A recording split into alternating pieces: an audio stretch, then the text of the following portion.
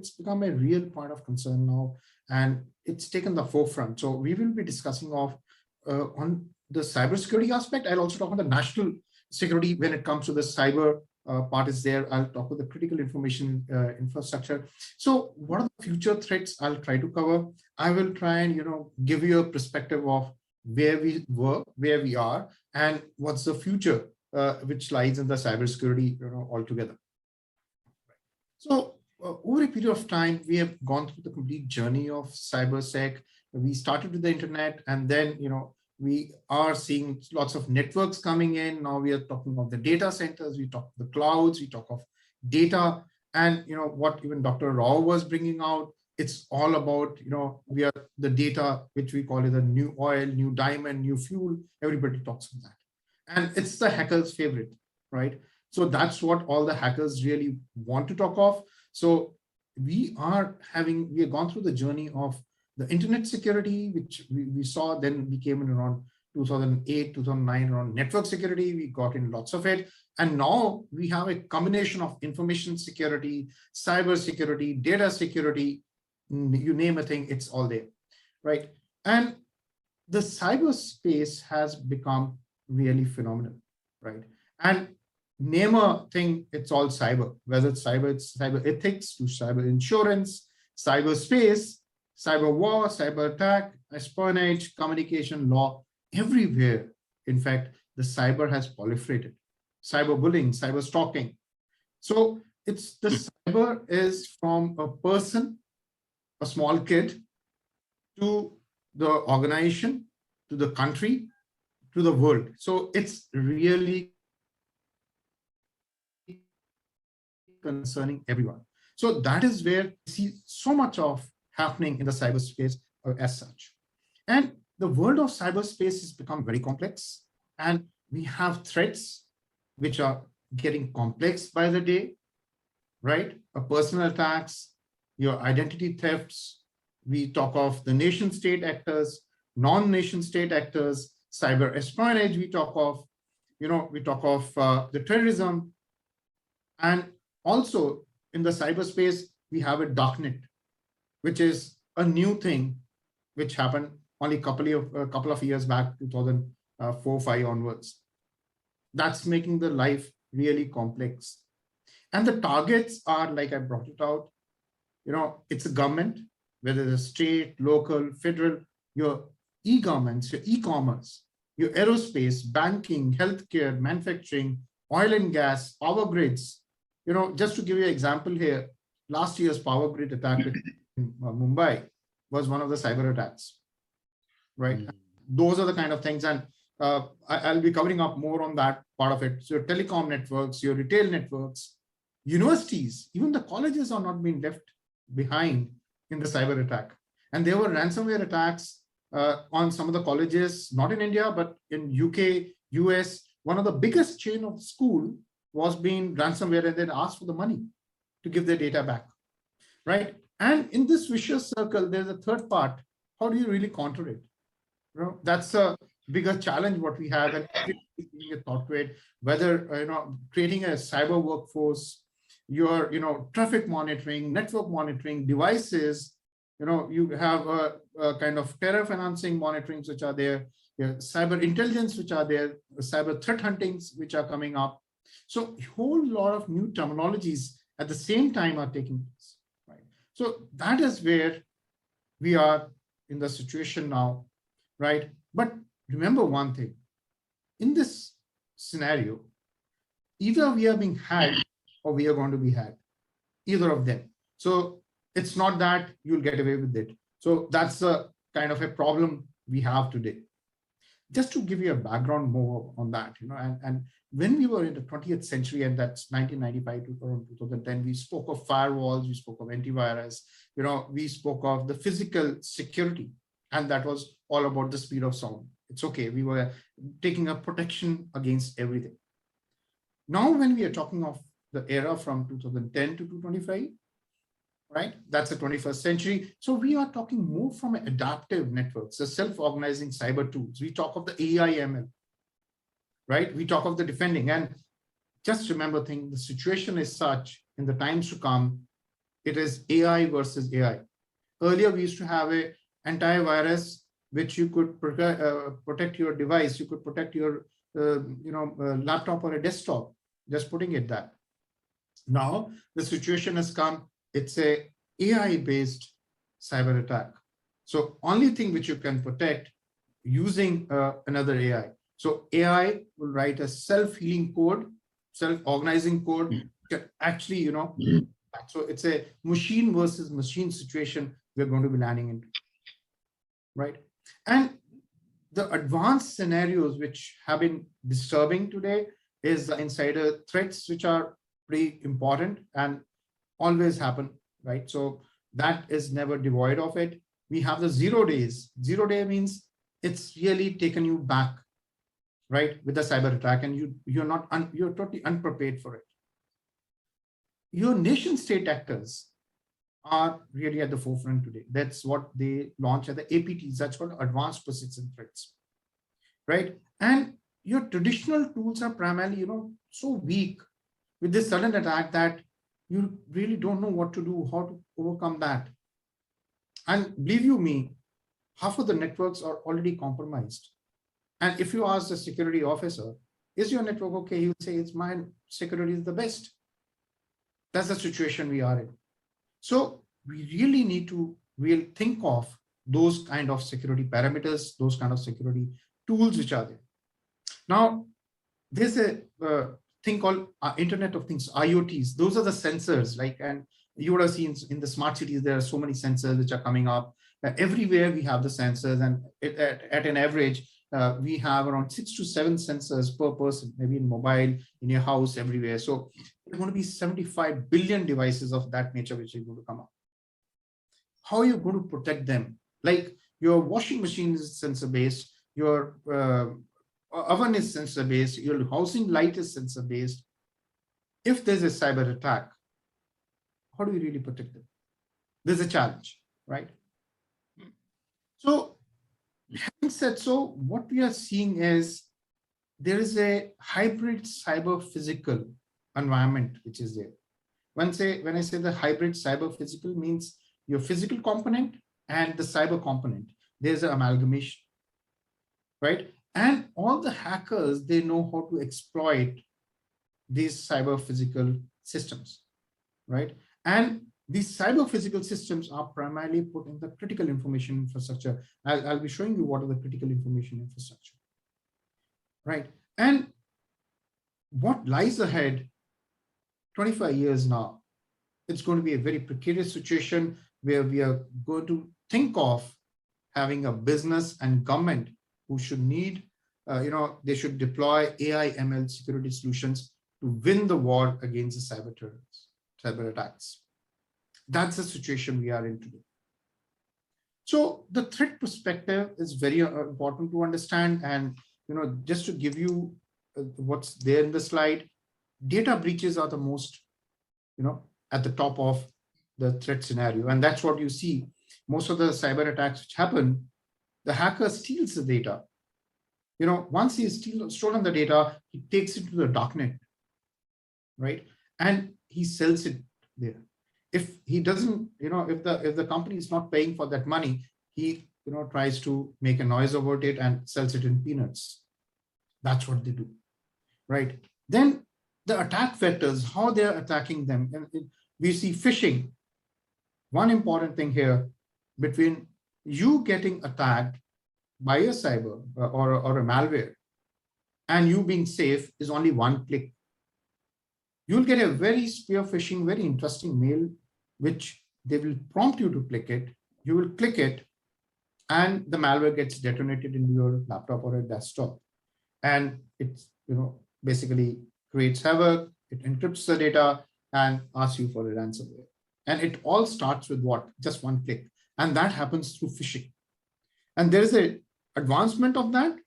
That's called the spear phishing. Spear phishing means you are being targeted. They do social engineering on you. They see all the websites which you're moving on in the social network.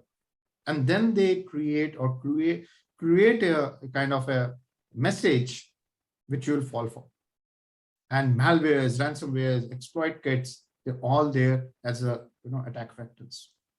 And the adversary groups are where you have organized crime groups. And it's very interesting space because hackers are no more a single hacker or a black hat hacker or a white hat. They are organized hacker groups. They are running a P&L, profit and loss.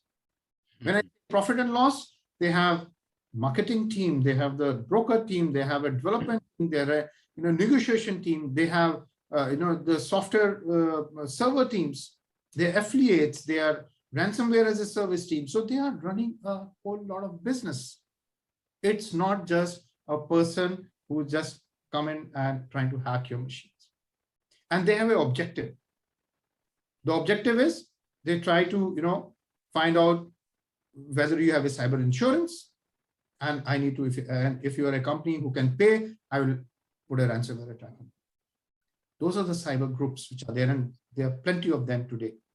Most of them originate from the CIS countries, Russia, China, North Korea, and why they do it, there's a reason behind it.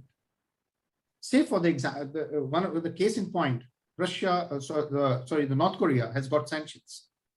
How do they run the economy? They run ransomware attacks. Ask the money in bitcoins, okay, and then they sustain. Same goes with Iran. They have the sanctions. They launch attacks. Ask money in ransom and bitcoins, and they're doing the business. Similarly, others. So there are nations which are acting onto it. So nation states are also playing a major role when it comes to the adversary groups, and I will show how they are organized. And when it comes to overall, as an organization, we fall apart. Our security systems really fall apart. We have all the wherewithal which we thought is perfect, very good, and it saved us for last couple of years. But now, the situation has changed. We talk of an anomaly-based system. Anomaly means that there are changes in the network. There are no more signatures. The antivirus is no more good to save you. Your firewall is no more good to save you, right? And there are, the huge landscape, the threat vector. When I say the threat vector, that means you have a cloud, you have mobility, you have AI, you have ML, you have, IoT devices, everything which is coming up. Industry 4.0. Those are the emerging technologies. When they work together, it's a hacker's paradise, because for you, you're going to falter on securing them. They have challenges. They have challenges of small, chip on which they can't have the encryption, can't have the proper security solutions in that. There's a misconfiguration, all the things happen. And there's a lack of security situation awareness. And when I told you earlier that there's a real security, we always say we are safe. So other thing which is maybe of real interest to everyone is the gap between you being hit by a ransomware or a malware and you identifying it.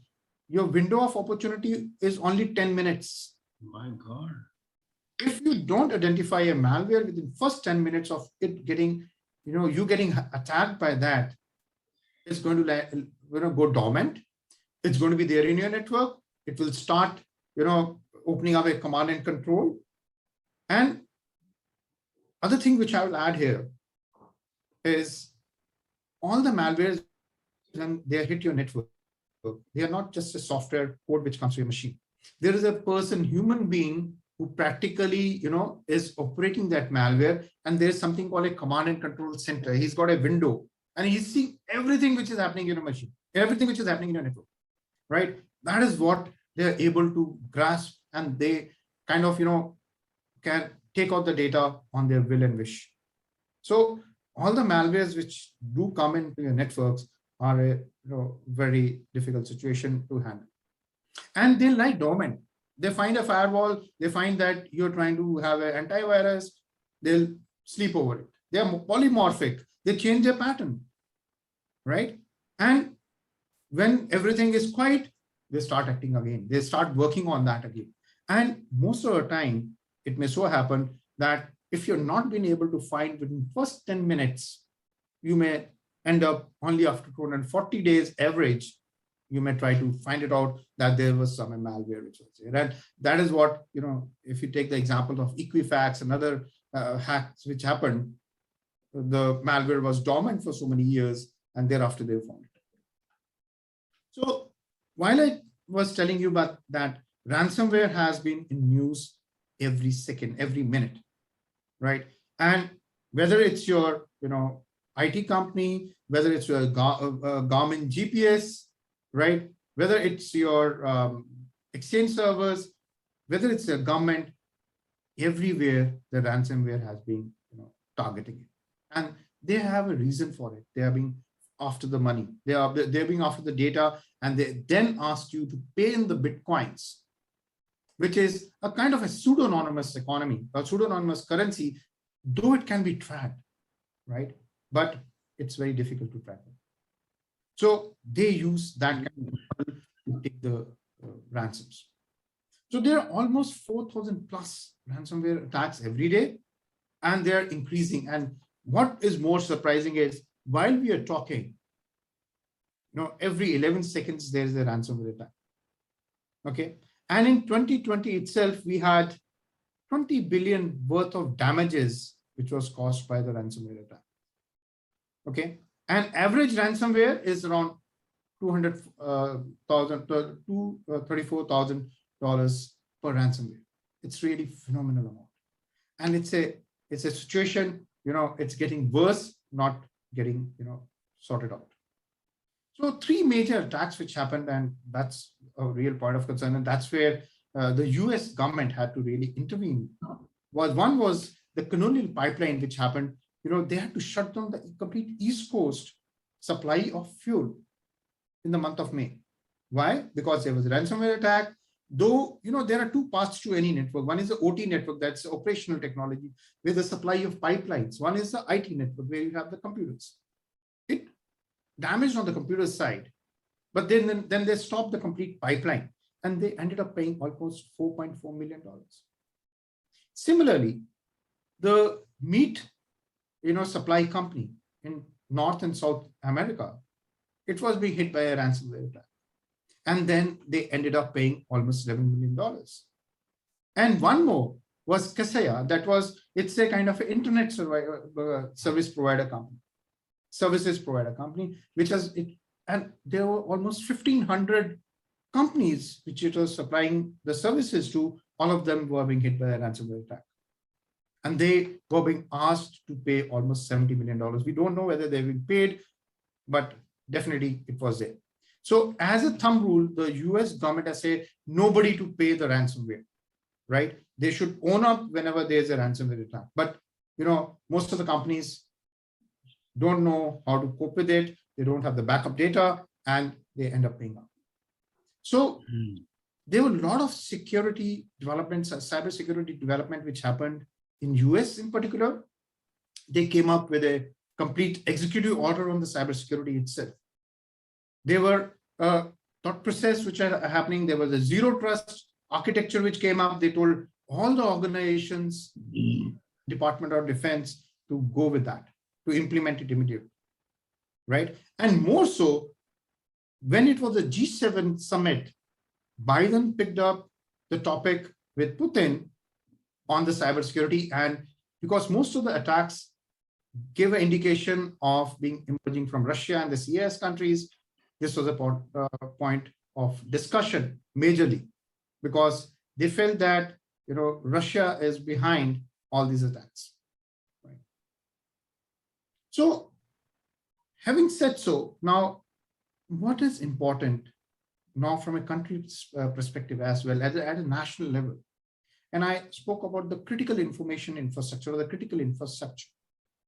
There are 16 critical infrastructure which have been identified all over. In India, we're looking for 6 sectors majorly, right? So whether it's energy sector, your health sector, IT sector, telecom sector, water and waste system sector, transportation sector, nuclear reactors, all those actually form part of the critical infrastructure. And all of them have to be secured, right? So the challenge is that their security is paramount, because if we are not securing them and there is a cyber attack which happens, it's kind of a cyber war. So what practically a country like China does, they plant APTs, advanced persistent threats, and say in power grid sector, and thereafter they will play around with that, and like I told you, they put a malware or a APT, it lies dormant for a number of years, it's quiet, and they can activate it whenever they want. Same was the case with the nuclear power plant in India when it was being, there was a cyber attack by Lazarus, right? So that was the one. The Mumbai power grid was another one. And then we had an attack last year, yes, that was in J&K, the power grid was affected. So those are the kind of things which we are seeing. And what are the APT groups all about? These are the kind of the advanced persistent threat groups. We don't know, how they really work, but then these are being supported by these countries: China, France, North Korea, Iran, Russia, US, Pakistan. They're unknown in number. So there are almost 100 groups in number in total today. And they have a particular type of signature. That's what we really come to know. And, they have been given a particular name. So for example, Panda is generally associated with all the China. So Hurricane Panda, Numbered Panda, right? So those are the kind of things. Lazarus is North Korea, right? Similarly, some of the names of Cozy Bear, which is more common to Russia. Iran, of course, they call it Clever Kitten, Flying Kitten, Magic Kitten. So these are the kind of, and why they are being put this name? Because they have the telltale signs. There's something called a techniques, and the procedures which all these APTs follow, and that is where we are able to identify them. In India, in particular, we have a challenge. We have the Pakistan, which is very active. They have a state-sponsored threats mailing targeting our defense embassies and the government of India, right? China, I told you, they're already targeting our power grids. There was a report by Recorded Future in the month of March where they said there are almost 10 power grid networks in India which have been infected by APT41 and 2 shipping ports. North Korea, of course, is more towards the money part of it, because they get into the banks or the other networks where they are able to steal the money. Russia is also part of this particular game. And this is the APT41, which I've been discussing, is really point of concern for country now. Whether it's our bank networks, whether it's the power grids, whether it's our other critical infrastructure, we have a challenge with these kind of APTs, because they are very difficult to be identified, difficult to be tracked, difficult to be traced if they are lying dormant in the networks.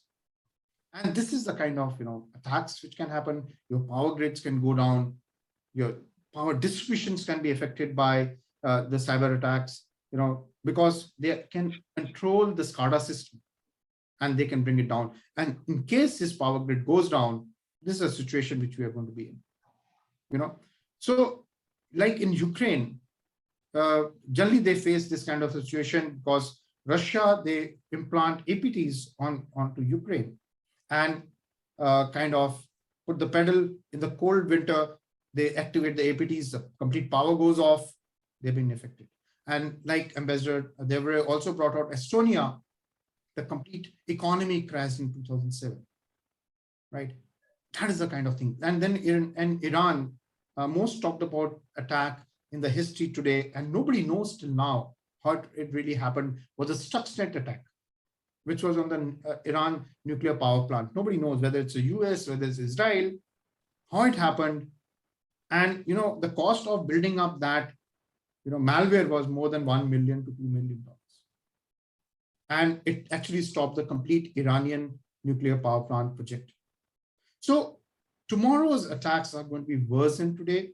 We are seeing ransomware, your system exploitation. We are seeing unintentional data loss, which is going to be there.